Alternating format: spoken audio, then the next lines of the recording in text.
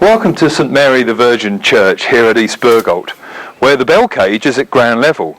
We should be enjoying some campanology and talking to the bell captain about why indeed the bells are on the ground.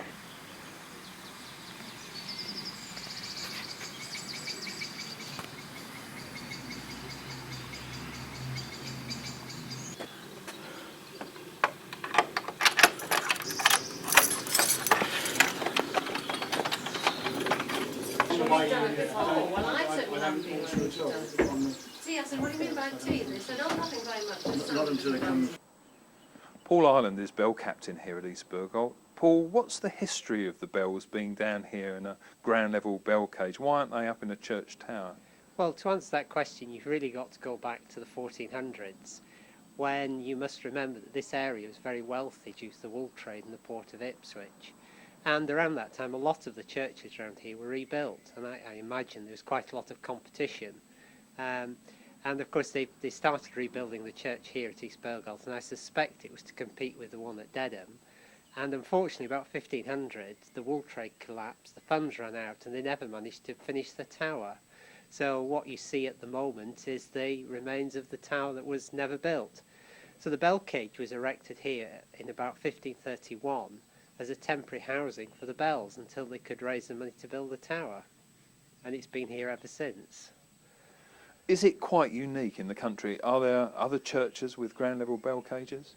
There are other bell cages, particularly in this area. There are two others that I know about. One is at Rapness, for example, but they are considerably smaller, and the biggest difference between them and this one is here the bells are swung just as they would be in a tower, whereas at Rapness they just hang down and they are chimed, so it is totally unique in the world.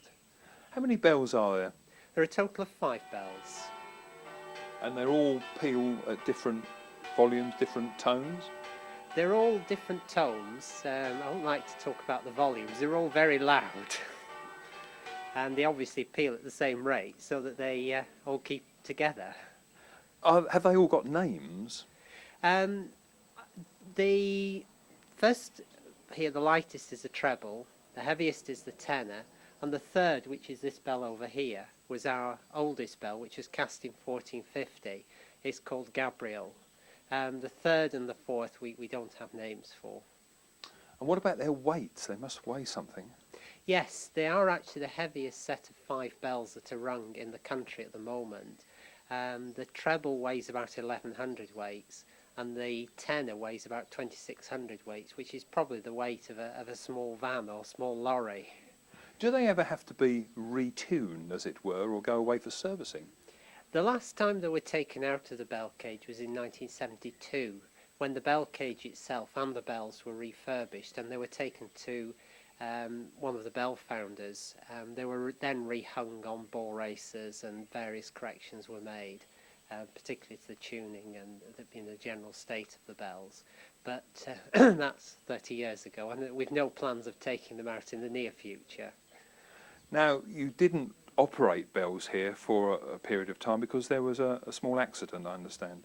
That's correct. In September 1999, there was a very unfortunate accident to one of our ringers, and as a result of that, we went through a series of investigations and made a number of improvements to the bells to make sure that something like that wouldn't happen again. And they were opened in January 2002? That's correct, yes. So we've only just been ringing now about 5 months, 6 months. How many make up the bell team?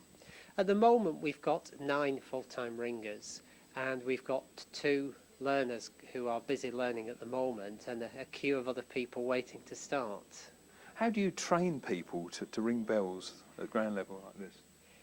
They are actually not that difficult to ring. The hardest thing is to make sure that you keep your body in time with the swinging of the bells and don't get any of your hands or arms in the wrong place, because like any bit of moving machinery, they are very dangerous.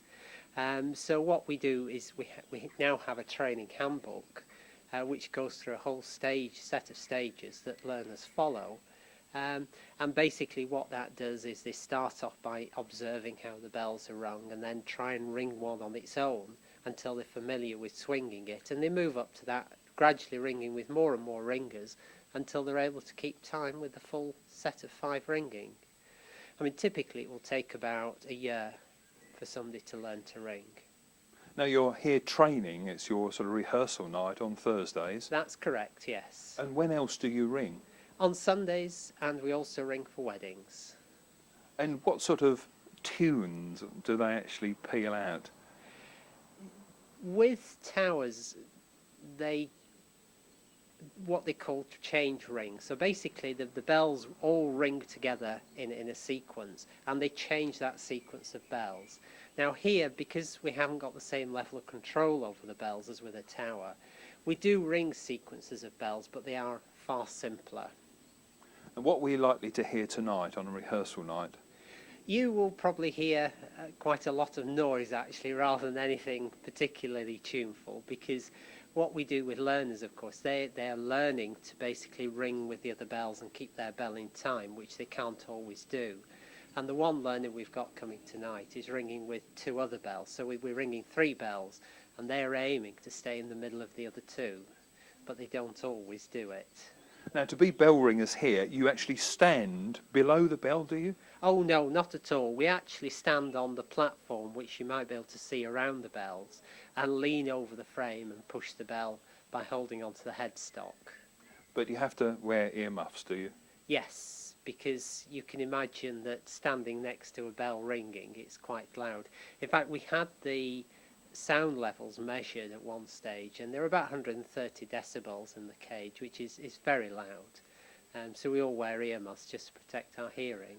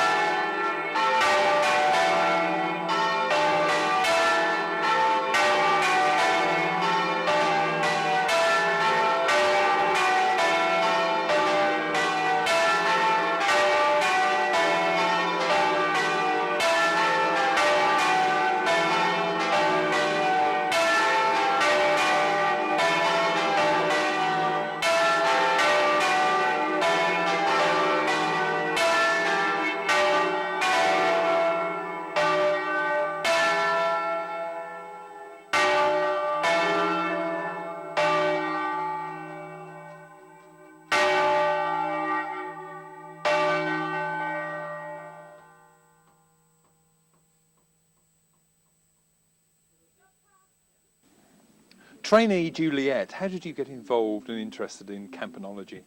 Well, I've been interested since I was a teenager, actually, because I used to ring the bells with my family in Haskerton Church, pulling with ropes. And I rang for several years, but I hadn't rung for a long time, came to live in this village, and of course learnt about these amazing bells that are unique in the way they're rung by pushing on the headstock, and I plucked up courage after a while to volunteer as a ringer. How many weeks is it then that you've been training? Well, I initially started, I suppose, a couple of years ago, and just did the rudiments, probably 3 or 4 goes, and then it all came to a halt because of the accident that happened, so the bells weren't rung for a couple of years. And now I've just started again. This is about my 3rd go, and I'm quite pleased because I don't seem to have forgotten everything I learned in the first instance.